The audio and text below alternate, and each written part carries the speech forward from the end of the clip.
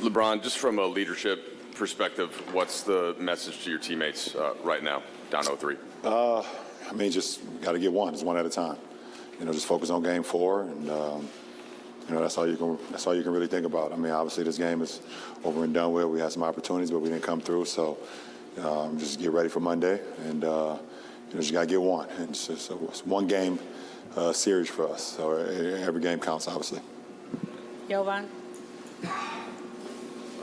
LeBron, you guys had, I think, a 1 or 2 point lead with midway through the fourth. 1 point lead. 1 point lead. Yeah.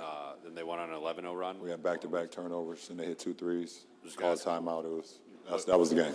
Yeah, I guess what'd you see in that? That was the game. Stretch? We had back-to-back turnovers.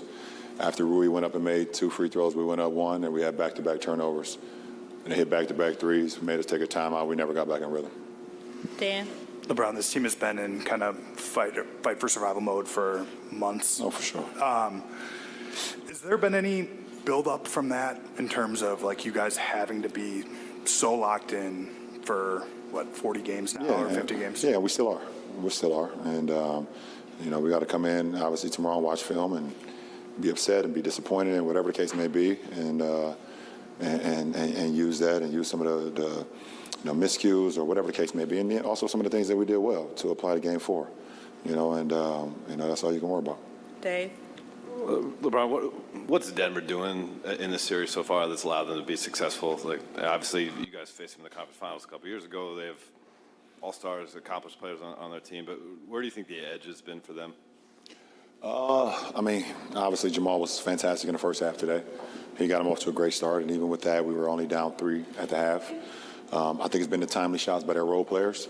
Obviously, I think the KCP, the Michael Porter Jr.'s, the Bruce Browns, even Jeff, hit a big-time timely shot today, when we were kind of going on a run. So I think it's been their supporting cast have kind of made those timely shots that's, allow them to kind of have the edge.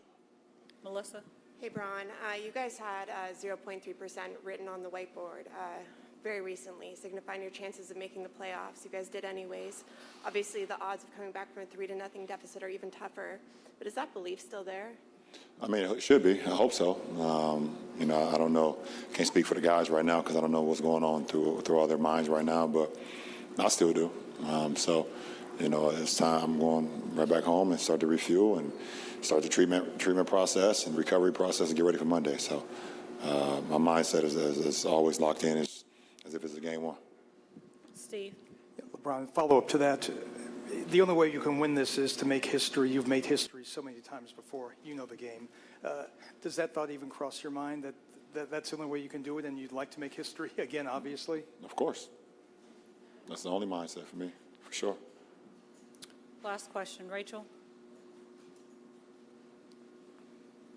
What's the biggest challenge trying to defend Jamal Murray, with him in particular?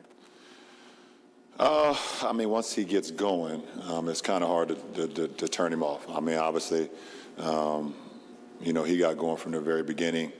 We watched one clip at halftime where we allowed him to see the ball go in because we didn't match up a transition early in the first quarter, and he had one from their left wing by their bench, a wide-open shot. And a guy that has that type of rhythm, and we all know, I mean, Jamal is one of those guys in our league that if he'll run off 20 and a quarter or 30 and a half. That's what he did tonight. So, everyone in our league knows that, especially when he gets going against the bouncing and shooting them, the 3 ball, shooting the mid-range, posting up smaller guards where he can score at all 3 levels of the game, from the paint, from the free throw line and also from the 3-point line. So you tip your hat. He's a hell of a player.